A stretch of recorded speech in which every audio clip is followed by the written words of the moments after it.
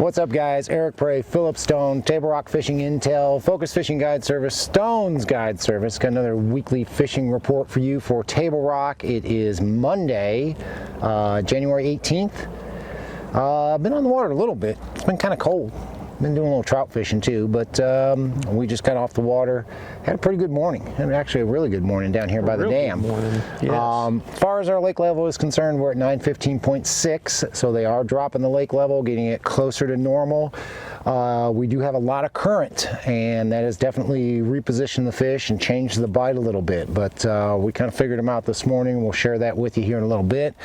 Water temperature, it's really not dropped that much. I mean, I know up in the rivers, I was up Long Creek last week, and I was seeing 44 to 45 way up there, but down here it's 48, 49. So really haven't seen a massive drop even with this colder weather in the water temperature. So water temperature is good, and the bite's pretty good. And like I said, it's changed. It's definitely changed a little bit. It's a little bit different than how we normally fish, and that's all based on the current.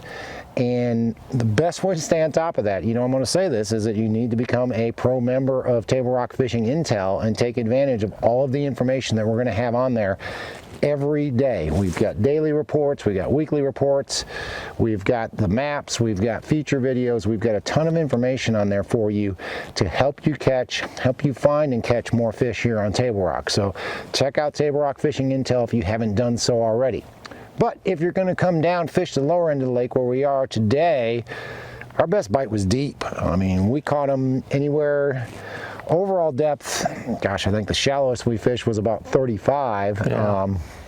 But I mean, the last spot we fished was 160 feet deep in the main river channel, and we caught them suspended anywhere from 30 feet down to 70 feet down. So caught quite a few fish today. I don't know, over 20 in about 3.5, 4 hours, and better than half of those were keepers. I'd say probably 18, 19 keepers.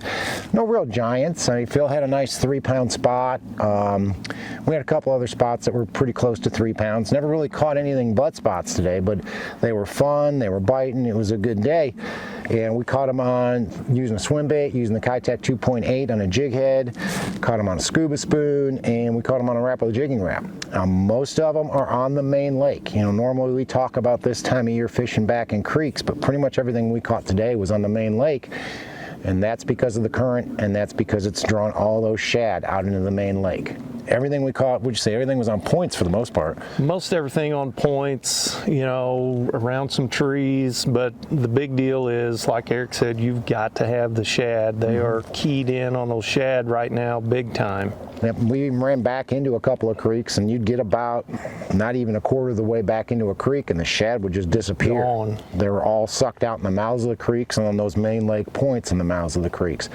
That's your best bite. Have been catching a few on an A-rig. Today just wasn't a day for it. We still don't even have a breath of wind, and it's 1 o'clock in the afternoon, so you know, the A-rig bite will be there, but you've got to have a little bit of wind to really get the shad moving up a little shallower and get those fish chasing a little bit better. We had to work them today to get bit, but once we got that first bite in the group, we could keep catching them. And the same with the jerkbait bite. You know, the jerkbait bite should be better than it is right now. If you get a windy day, it is good, but on a day like today where it's dead flat calm, they just weren't eating it. They weren't having anything of it. Phil threw that and the A-rig quite a bit and really never even had a sniff. So I think I got one bite on the A-rig, and that was it. He had one bite, and heck, we were in 90 foot of water when he got that bite. So it wasn't like it was up on the bank where you'd expect them to be, or up in those shallow trees where you expect them to be. These fish have moved out with those shad, so it's definitely a different bite. It's definitely a deeper bite. You go in the mid-lake up around Kimberling City, and it's the same deal. It's going to be pretty much the same deal all over the lake as far as where the fish are positioned and where the shad are positioned. They've been drawn out. This current has drawn them out of the creeks, so you're going to find these fish and the shad out on main lake points in the mouths of the creeks, maybe a little bit back in the creeks, but for the most part, they're deep. And I mean, we're again, the scuba spoon, jigging wrap, and then a swim bait on a jig head have been the best 3 bites we've got. I did fish up there when it was windy. I guess it was last Wednesday or Thursday, and caught a few throwing an A-rig. Nothing big, not the usual. You know, you think about throwing an A-rig, you think about catching big fish. Right. You know, and that's kind of the only reason I throw it this time of year is because I'm trying to target bigger fish. And really, I caught a couple of keepers and a few shorts on it, but they weren't really even that shallow. They were probably in 35 or 40 foot of water, suspended over 35, 40 foot of water, down about 15 to 20 in the trees. So that bite really hasn't kicked in. Jerkbait bite, I mean, you can catch them. You get the right day. Planets align. You can definitely catch some on a jerkbait, but you know, a day like today, without the wind, we had the cloud cover, but without the wind, you're gonna have to make a lot of casts to get a bite on a jerkbait right now. Yeah, definitely, and you know, the water clarity too. That's kind of the whole key is you got to have that wind to break up that silhouette a little bit. Otherwise, they're going to get too good of a look at it. Yep. 100%. I mean, right here at Moonshine, down there at the dock, I think the dock's in about 10 foot of water, and you can see the bottom clear as day. Clear as day. So, I mean, it is crystal clear water right now, and it's typical for this time of year. Sure. There is some dirty water up the creeks.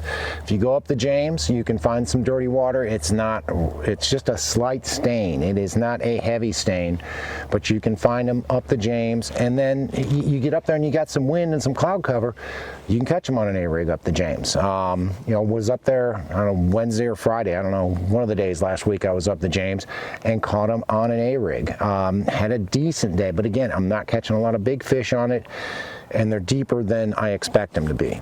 Most of these fish that I'm catching on an A-rig have been probably over 25 to 35 foot of water, suspended down about 15 to 20, and they're relating the trees. You've got to have trees around, but you can't catch them on an A-rig up there. You can catch them on a jerkbait. Again, the wind really helps. If you got wind, you can get bit, and you can catch a few on a jig too. You can catch them on a pro spider jig up there as well. Had a couple of decent fish on a spider jig up there as well, but they're on these steeper banks with isolated cover. You've got to have that isolated cover for those fish to be holding in.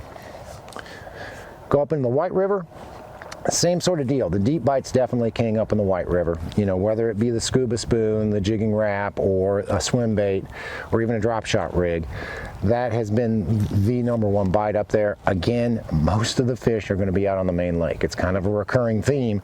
Until they shut this current off, you're going to see everybody fishing the main lake if you want to be successful. You can find a few back in the creeks, but the bulk of the fish have pulled out with the shad out in the main lake, or if you get in some of those bigger creeks up the White, like if you go into Baxter, probably before it splits, you can find some fish, because that's kind of main lakey. You go in Big Creek, probably that first third of Big Creek, because it's so big and so deep, you'll find some shad in there as well, and you'll catch some fish fishing deep there. Same deal with the jerkbait and the A-rig. You can get bit on both of them. If the planets align, you get a good windy day, cloudy day, pushes those shad up. You can catch them around isolated cover with either an A-rig or with a jerkbait. And if you guys are still catching them on a rock crawler as well, so keep that in mind. You can catch them on a rock crawler too, if you get the right conditions. But like Phil said, with the water clarity on most of the lake right now, these fish have pulled out. They're following the shad. You need that wind, you need that cloud cover to break up that silhouette, so you can catch those fish. And those fish aren't quite as spooky, I guess is the best way to put it. Guys, it is 3/4 of the way through January. It's a beautiful day today, 51 degrees, no sun, but it's a good day. It's not bad. Yeah, it's not bad out. No wind makes it really nice. Yeah. Not if you want to unless you want to throw an A-rig or a jerkbait, and then it's not as nice. But the bite's pretty good. We're catching some fish. Like I said, we're gonna, I'll post how we did it today. Like I said, we fish deep, and if you're a member of Table Rock Fishing Intel, you can get that daily report later today when we get on there, and you can see. I'll show you exactly where we were fishing. I'll mark the creeks, mark the areas where we were catching them. But we were definitely a good deep bite going on right now. Should continue through the next few weeks. A-rig bite may or may not kick in. It really just depends on, I think everything's going to change dramatically when they shut this water off, and it sounds like they're going to shut the water off end of this week, beginning of next week. because they've got it down to where only about a ½ foot high, so hopefully it shut the water off and this bite's going to get better. But the best way to know about that, again, join Table Rock Fishing Intel. Become a pro member, get those reports, get those maps. You can figure out exactly what we're talking about on the maps, how we're catching them. We've got a lot of videos on there on how to fish deep, because that's what we've been doing for the last month or so. Oh, yeah. So you can definitely check out those deep videos. It'll help you catch more fish. But if you're going to come down and want to hire a guide, give one of us a call. For me, it's Focus Fishing Guide Service. You can reach me at 417-860-4743 or hit my website, focusfishing.com, and either shoot me an email or book online. Either way, I get back to you as soon as I can. Get out, catch some fish, have a good time. You want to go out with Phil, Stone's Guide Service, Ozarks Fishing is his website. His phone number is 870-715-2764. Give Phil a call. Either one of us be happy to take you out, put you on some fish, catch some fish and have fun. But guys, thanks for watching the video. Again, take a moment to check out Table Rock Fishing Intel if you haven't done so already. Thanks for watching. Can't wait to hear from you. We'll see you on the water.